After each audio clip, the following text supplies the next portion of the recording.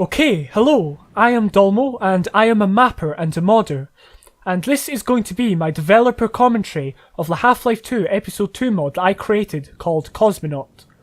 In this series, I will be breaking down all of the level design decisions, the environment decisions, and all of the choices I had to make in terms of story and gameplay and everything like that. So if you want to see a standard playthrough of Cosmonaut, there's a few of them out there, and I'll link some of them in the description. But this is going to be a really in-depth series, so if you're looking to get into level design or you want to create your own Half-Life 2 mod, then hopefully this video and this series will really help you and be beneficial. So in this episode, we're going to be going over the Prologue and Chapter 1. So when I say Chapter 1, it says Chapter 2 here in the menu, just because that's how it is.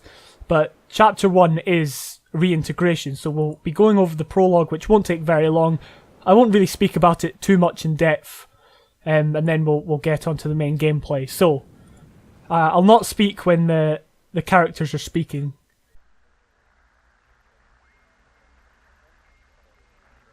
Come in, mission control. We need assistance. Our trajectory has been altered. Remain in the space station. We will try to get supplies up to you as soon as we can. Salute 9 to Earth. All proximity sensors are non-functional. Do not return to Earth under any circumstance. Things are bad down here. Mission control, we have a critical situation. Possible imminent strike occurring. Come in, mission control. Are you there? Now, initially, there was going to be a whole space station section where you, as the player, would have to play through it, and you'd see the space station getting destroyed, but the playtesters I got to play it at the very start said it was very boring, very slow, because obviously I had like the type of gravity in space and the movement as it would be in a normal space station, so I kind of cut that bit out, and I think this Prologue does the job. It kind of, if you want to, you can use your imagination. And what's happening here is we've actually got I think it's a view control in Hammer, and that's kind of what the player's view is, and it's just shaking from side to side. Now, you can't change map in a view control, otherwise it breaks the mod. Your character will start being invincible, and a lot of other weird stuff happens, so that's why the screen goes black, just because I had to take the player out of that view control to put them back in another view control in the next map, and you'll see that. So the pod isn't actually moving. I kind of just was quite lazy and had a track train, and I bound or parented a view control to it and then just shook it. So that's what's happening. We're falling to Earth. There's obviously smoke, and I changed the smoke colour to give you the impression you're coming into the atmosphere, and then at the very end take the smoke away and plummet everything in the scene to Earth, and that's how that was done. And then this is just a room with a texture with Cosmonaut on it. All the high production quality stuff that us modders have to do. And this is just kind of breaking the user or the player into it, so that's been like the big build up, and now it's kind of to get into the meat of the game. But as you see there, I coloured the HEV suit arms white because it was actually suggested, and when I started this project I did try and create more of a spacesuit atmosphere, so I actually tried to change the HUD, or the HUD if you want to call it that, but it was very obstructive to the player's view and it was very unnecessary, so I didn't bother doing that. So now it's just a normal heads-up display, but I did change the hands to white. That's all I did. I just the arms and all that, I just did a colour swap, and it works fairly well. So this beach was designed very differently from normal areas in Half-Life 2 and in Half-Life 2 mods and in anything I design, because usually what you want to be doing is you want to be putting the player into a room, so the player comes through the entrance to the room, whatever that may be. It might be a drop down, it might be a door, anything. You then have the actual room, and then you present the exit to the player so the player can see the way out. Now sometimes the the aim may be to find the exit, but the player kind of should know what they're aiming for. On this beach, that is not the case. This is very unconventional, because what's going to happen is the player's actually going to get kind of captured by the Metro Cops.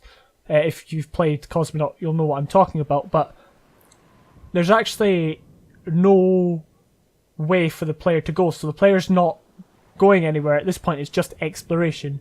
Now, I'll come back to talk about that a bit. First off, I'm going to just go over a few boring details. First off, this is kind of where, and I'll be touching back on this a lot over the series, if someone fell from a space station to Earth in that, they die. That's just the way it is.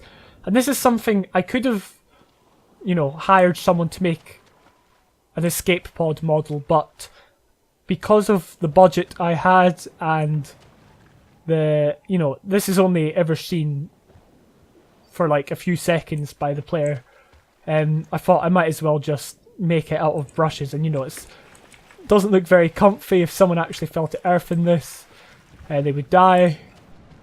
It's science fiction, and that's what this mod is. It's completely science fiction. It's also not lore friendly or canon. It's not even fully part of the Half-Life universe. It's kind of my own version of it. Obviously, that's what most mods are, but I just want to make that clear. And I'll talk more about story as time goes on. Another thing is and this is kind of a minor thing, I took away the leeches from the water, because back when it was NostalgiaVille Cosmonaut, too many players were going in the water and getting health taken off by the leeches. So I've actually just put a trigger push here, just to slowly, push the player back out, or back in land, so there's no harm of them taking damage. Because obviously, I don't know if you noticed, but we actually start with 35 HP, and I did that to kind of give the impression that you'd had taken some damage in the crash. That's just a minor thing. I don't know if you can see out there, but I put these distant mountains or hills to kind of give a sense of scale, because you think the scale would come from nothing being out there, but it actually does give scale, although I don't think this works very well. Anyway, back to the beach. So what I had to do, because as I say, there's no exit, there's no objective on this beach for the player has absolutely no idea what they're doing. I know the point that the player's going to get captured, and I need the player as the level designer to hit that point. So I've taken lots of steps to make sure the player reaches that point. So the first thing's very minor, and this is going to seem like a silly thing, but these are the things you have to think about. I've made kind of a raised bit of land right up to the shoreline, and I've dipped it on either side, just so the player's less likely to try and move that way. They'll see that they're getting into deeper water, and most players just head immediately forward, and that's why I've raised that bit of land. Again, very minor thing. And then what I've done is I've placed a lot of these props in a way that in the player's subconscious they will be guided to the part of the map, of the level that I want them to go to, which is this square here. There's triggers basically around this area that the player can hit, because a lot of people said, oh, what if the player doesn't trigger the assault, the ambush? But I am certain the way I've designed this always works. I've never heard of anyone just running about this beach for hours on end. And if people want to explore, that's good, and I would like players to go out and explore this beach, but because there was no clear objective, I had to quickly guide the player to the point of the ambush. So if there was, for instance, in NostalgiaVille Cosmonaut, there was actually an elevator, and you as the player controlled when you went up the elevator, that beach was perfect for exploring. But here, because there's no clear objective, I had to guide them. So in the player's subconscious, as I was saying, I've placed these props at an angle on this side as a kind of barrier, and even the boat in the background acts as kind of that barrier, and I've placed these props and they're all facing kind of that way, and they're creating kind of a middle bit here in between them, and in the player's subconscious they're going to basically just follow the track and just walk this way.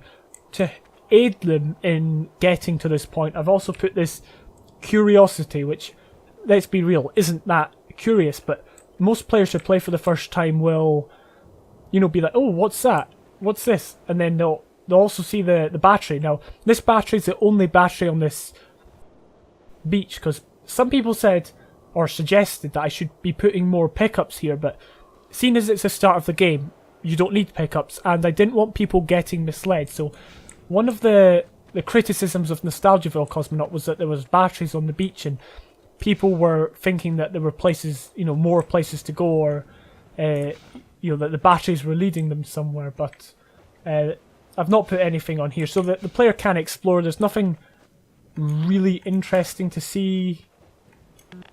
There's a bit of set dressing here with the skeleton, who's, you know, who knows how this happened. I don't know. I just placed this very quickly, and there's a bug where you can actually just throw the bottles through the sand, which I think is quite funny, but I didn't bother fixing it because it's quite a minor thing. So that's kind of what this beach is. It's a nice place to be, a very atmospheric beach, because I've used the fog to kind of give the sense of unknowing and mystery, and you know, because when the player first arrives, they don't know what's going to happen, and I've guided them to this area. So I'm going to trigger this bit now, and we'll have a look, and I'll maybe talk a bit about it while it's happening and some after.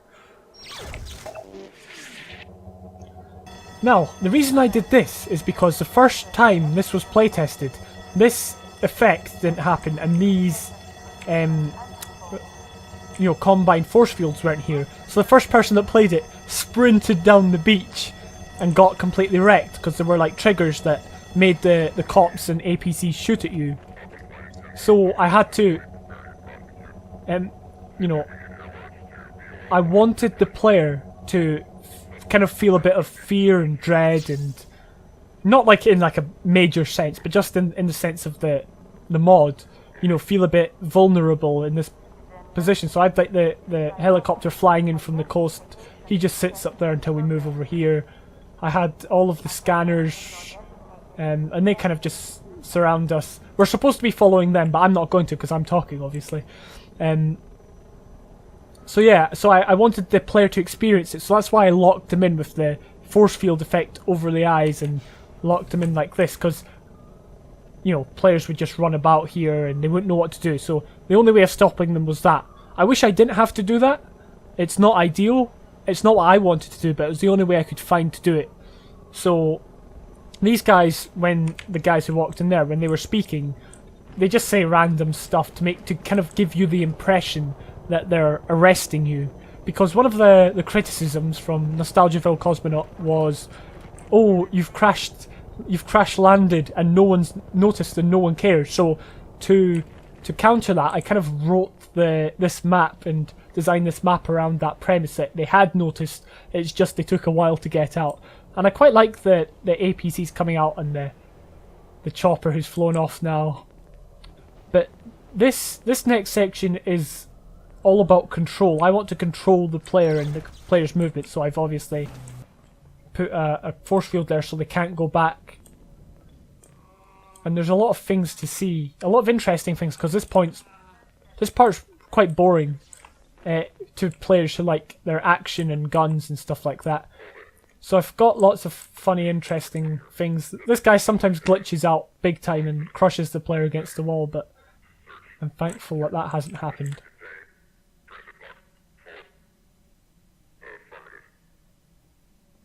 And as you see back there, I've added these other NPCs in the background that aren't interacting with your situation, which is this. just to give the sense of a bigger world, you know, there's more stuff happening. You know, this mod is set a week, 2 weeks after the 7-hour war, maybe something like that. I don't know. Again, I've not fleshed out the story very much because I'm not a writer. But things are happening and you're not the only one getting arrested. So that's why there were things happening through this force field in the corridor. And once again, these guys just have a conversation. It's not, you know, you as a player, you don't need to understand what they're saying. You're just understanding that they are arresting you and they're discussing what they're going to do with you. Right. We're going to now move through. So we're supposed to be following this guy and he's going to tell us to wait where we are. Hold it right there. I wish there was a line that said, follow me, or something like that, because that would have been handy to have. Now this bit is the escape sequence. Now, originally, because this is the updated version of the mod, which I did after it had been released on, I think it was the 17th of May, 2019. Originally, there was another guy, another Metro cop standing here, and he would be blocking the exit. Well, not really, but he would have a conversation with a Metro cop down there and then walk off. And that was supposed to be the player's way of being like, he's going, now we can run through the door. And that's what, it worked absolutely fine. Except that I didn't count on most players just running straight past this guy and going straight in there. You know, and then the guy started shooting, and fair enough, in the context, if this was a movie or something like that, that's what would happen if you tried to escape when the guards were there. They would try and stop you. But too many people thought that was the way it was designed and that was the way it should be, and they're like, oh, when the cops are shooting at you on, you know, in the pipe puzzle, I'm thinking, what? You didn't wait?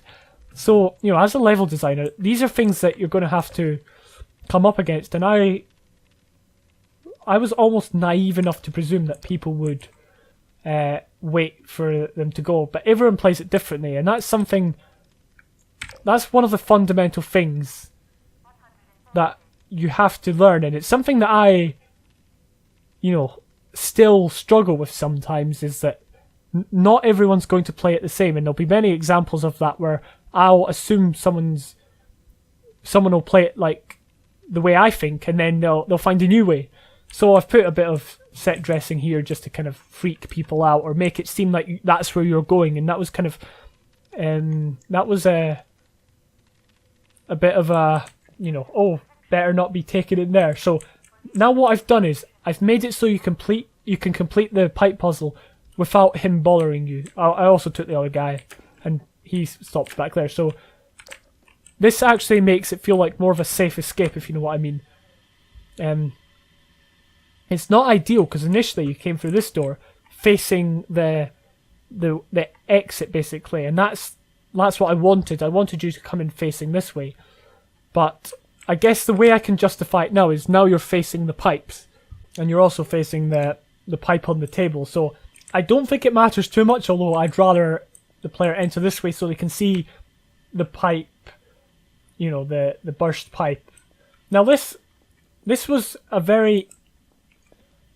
designed to be an easy puzzle that didn't require very much thinking. You can see that's a pipe. It's a brush pipe because all of the prop pipes that I could have used just looked awful, and I think it's quite good to have more control over the brush-based pipes.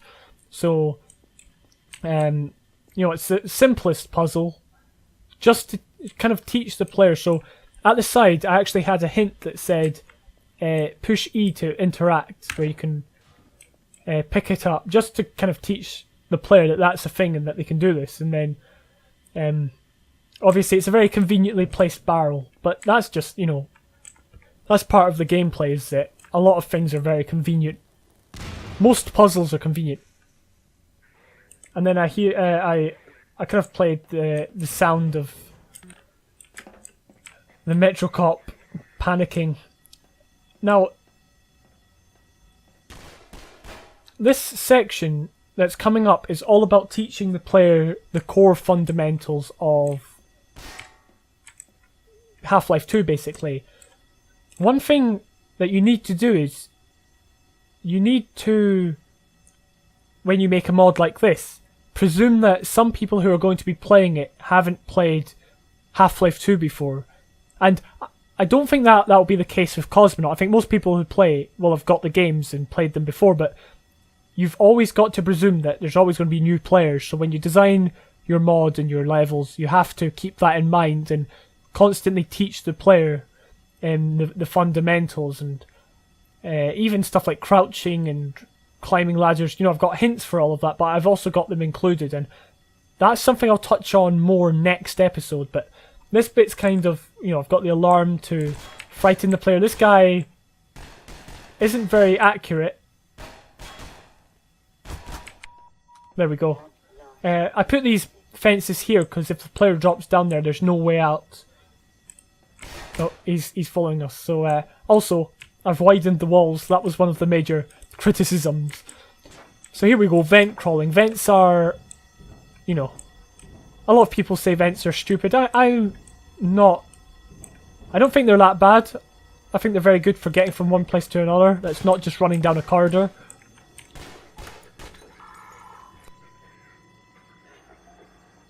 That's just a little Easter egg I added in. Just that, throwing the bottle. So yeah, at this point, and throughout this whole next section, the player's supposed to be running through it as fast as they can. Obviously I'm not, because I'm describing stuff, but the player will be running past all these guys, and these guys will be, you know, taking stuff out. Just a bit of something visual for the player to see. All the Metro cops have run into the door, and I did this deliberately in another room so the player felt safe enough to walk into that room and not be in the same room as them. Okay, and same with this room. I want the player to feel like they're still in Metro cop controlled areas, so they see them and they'll keep running, basically. Wait, what am I doing throwing that away? So the gnomes were this idea I had for making the player interact with your mod more. Now, I see on many mods, when I was doing my research on the bigger mods, people are like, oh, you should add achievements. You should add achievements on so many mods. So I thought I'd add in the gnomes to find. I thought, well, what do people in Half-Life like? They like gnomes, you know. Everyone likes to carry their gnomes to the end and whatnot. So I had this idea of Game of Gnomes, which I think I kind of thought up the idea for the name back in 2017. And this one's a teaching gnome. So when you run in, it's right there. You can't miss it. Everyone gets this gnome. There, 1 out of 14. There's 2 per level, and I don't think I'll find them all. I won't spoil it for you if you haven't got them all and you want to find them yourself. Now this room, I'll close this door. This room is designed for when you're running very quickly as the player. You want to speed through this room because the alarm's still going off. I know it seems like a long time since we started, you know, the chase got started when we did it, but we, obviously, the player will be running through here. So I want to make the exit to this room as clear as possible. So what I've done is I've used these lights to shine a kind of pathway down the center of the room.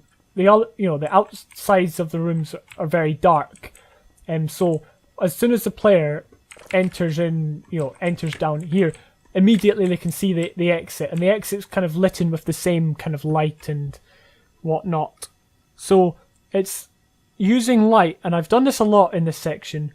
I've used light to guide the player. And this middle column was just to kind of break up the room. I don't know why that's black. That's something I never got around to fixing. And then, now we come to the first proper chase sequence. So, at this point the player thinks they're part of a chase, you know. But now it's for real. So obviously, I had the attackers coming from straight ahead, and had the side bit. And those with guns are far away at this point. The ones with the batons are the ones actually chasing us. Now if you listen, the music ends when we reach this area, and that's for a very specific reason. So just for a bit of context, these guys stop following us as soon as we come into this room. But not for the player. The player is going to continue to run through this area. And that's fine, you know, that's the way I designed it. But I've designed this area in the sense that the player's eventually going to reach a puzzle round here. And when they reach the puzzle, I want the pace to change. So to stop the player from, or to get the player into the thinking that they're no longer being chased, or more of a calm and controlled atmosphere, what I've done is I've made this bit deliberately, you know, bendy, basically, if that makes any sense. So it's not a simple run through this door and then you can run to this corridor through this, you know, if there was a door here, you could just run through there. I've deliberately made the player change direction a lot of times, so they come through here, you know. And even just that in itself is going to make the player feel more inclined to stop running, to, you know, take a bit of time out, along with the music stopping. All of these things combined gives the player the impression that they're maybe not under pursuit, because there's no other way of telling the player that, you know, I as the level designer wanted this to be the case, that these guys don't follow you, because having good pacing within the chase sequences was very important. So having a bit of a chase, then a bit of a, you know, a bit of downtime, but not too much, obviously, and then a bit of another chase, and then have the main chase at the end. So that's what I've done here. Another thing I've done is with lighting. If you look at this room, it's very creamy, dark. Same with this. It's the same colour. I think it's, in fact, I probably just copied and pasted these lights. It's very yellow, cream. I don't know what colour it is, but when you round the corner, I have deliberately made this room a completely different colour. So this one's blue, obviously, as you can see. I made this one blue because it gives the player the sense that they are changing, that the pace has changed, that they're now no longer being chased, that this is a definitive room where you actually have to do something instead of run. So these rooms, there's nothing to do, you're just running, and the player's still thinking, I'm being chased. Round here, and now the change of lighting and the change of, I guess, you know, how open it is, the player's going to stop and be like, ah, right, now I've got to find a way out. So I've deliberately you know, block this door. If the player wants to try, they can't get through. So this room, there's more to it than meets the eye. But the first thing I had to do was show the player the exit, show them the objective. That's very important in these puzzles. You've got to make sure the player is clear on what they're trying to achieve, and then you leave it to them to work out how to get there. So obviously the exit is the window up there. It's a random window. You know, it doesn't need to be you know, coherent with the design of this warehouse, because obviously that backs onto another warehouse. So having a window there was the only place I could have it to run down the street, to have a straight line running down the street. So you can basically see that window from anywhere except like here, but not very many players will go there. So that window can be seen by anywhere. It's very clear and out in the open, and there's a few ways you can get up to it. So the most common way, I think, is just jumping over the generator and then jumping over like that. You could, if I can get this, you could stack the barrels up, or you can jump over the, you know, have the safe shelf way to go. It really doesn't matter, but the aim is that the player gets up to that window. So I've put that light there to kind of, I don't think I did very well, but to make it known that this, you know, overhang was a thing. It's not that clear, to be honest, but just so the player can get across, and the player will still be in this sense of they're being pursued, but not, you know, they won't be like running as fast as they can, because back there, obviously, I had a lot of change of direction. I slowed the pace, and now I've changed the lighting. The player will be more inclined to take time out to think about how to solve it or how to get up here, and then they get up here, and that's that done basically. So it's all about pacing.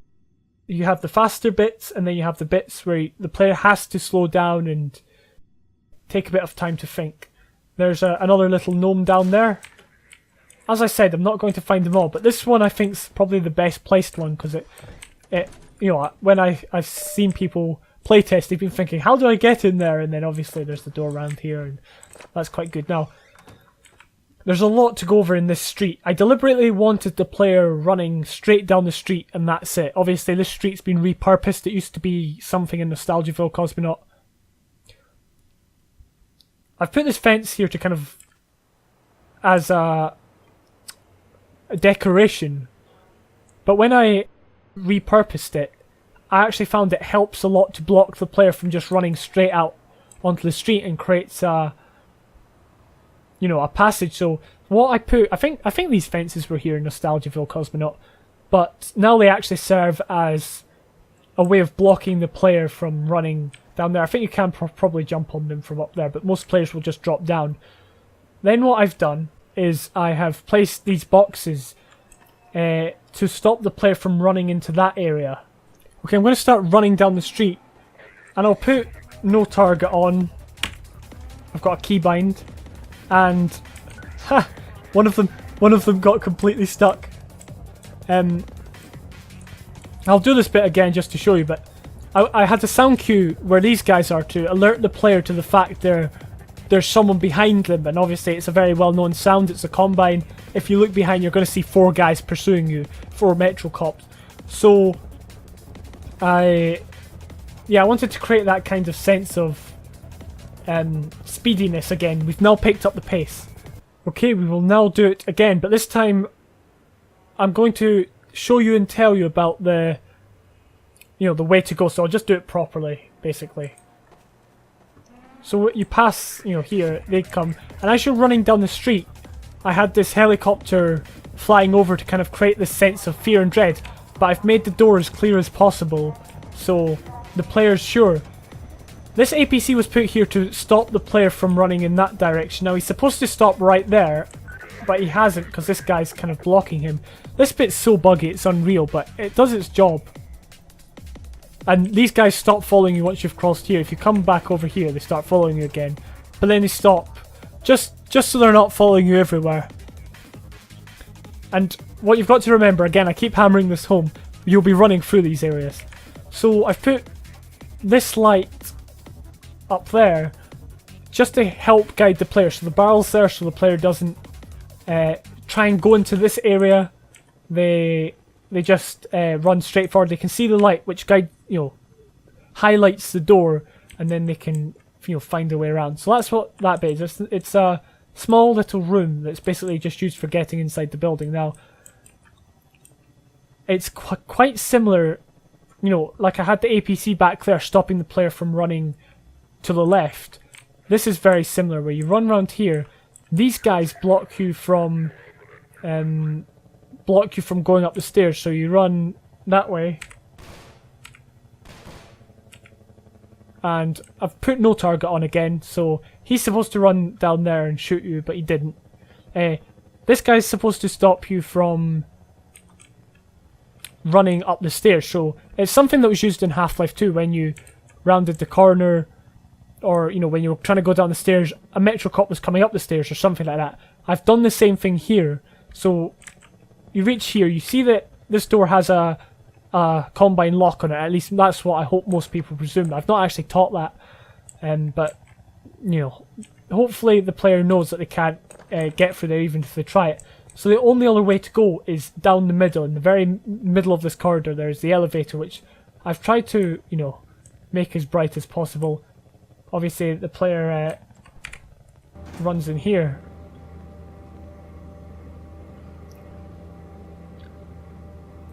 And this was done, I didn't want the player to have to push a button because that would break the flow of the chase. I wanted the chase to be as smooth as possible, so I wanted the player just to run in, the player to get to the top, and then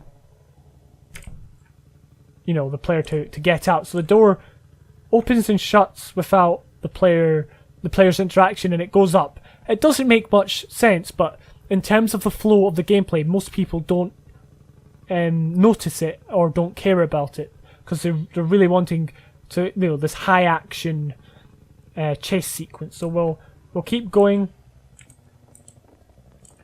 and then this guy's going to start chasing us. I'm going to put him on no target again, just so he doesn't hit us. These guys run to the top, but for some reason run that way. This room was interesting because obviously I had to make it as obvious as possible. That's why there's a big, the big bridge there, and there's nothing closing it up. It's just there in the middle of the room. I placed this wardrobe here to kind of guide the player around, because I didn't want players thinking, oh, I'm not supposed to be in here because of this guy, or this guy might block me off. So I've tried to make it as clear as possible that that is the way to go. Right, we'll take him off no target. These guys are on the roof, and now it's getting intense. Like, there's the windows breaking just to create the effect of fear and whatnot. This guy's going to start shooting at us, so put him on no target, sorry. So there's a lot happening. There's you're being shot at, there's the windows breaking, there's this drop down where you break the crates deliberately, all just to create this epic sense of being chased. And it's the same again here. If we run around this corner, we're then going to get chased. Now I'll put them on no target. He's getting awfully close. I've put this light here to make it known to the player that this is where they have to go, as usual, as I've done a lot. Now, one of the issues I had was the first version, the water wasn't deep enough. It was ankle deep, and to me, I didn't really care. But I guess players really like their deep water, and that's understandable. They like their immersion. So I've made the water deeper, so now you can actually see it's water. So if you do have time, you are, you can look down and see there's water. But I just wanted the thrill of falling, basically. I wanted the excitement and to end the chase sequence. I just wanted the player just to fall. So that's what happens. So he'll hit me off and I'll fall down. The water's fairly deep. And that's the end of the map. That's the end of the chapter. Now, they don't follow you down, they just stand up there, which is probably doesn't make much sense, but I'll maybe touch on that a bit. But I kind of, again, I've changed this area. Like I said, like the example I gave before, it's different lighting, it's different environment. I want the player to feel like the pace has changed so that they don't worry about these guys anymore.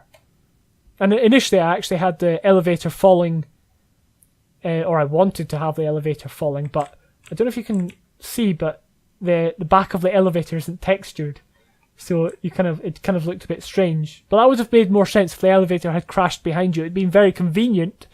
It's like, oh, of course the elevator's going to crash when the player, goes there. It's like, well, it's because it's a game, it's because it's fiction. But yeah, it would also stop them from following, but now they just don't follow you.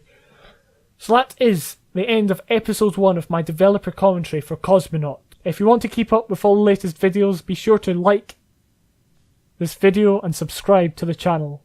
Thanks for watching.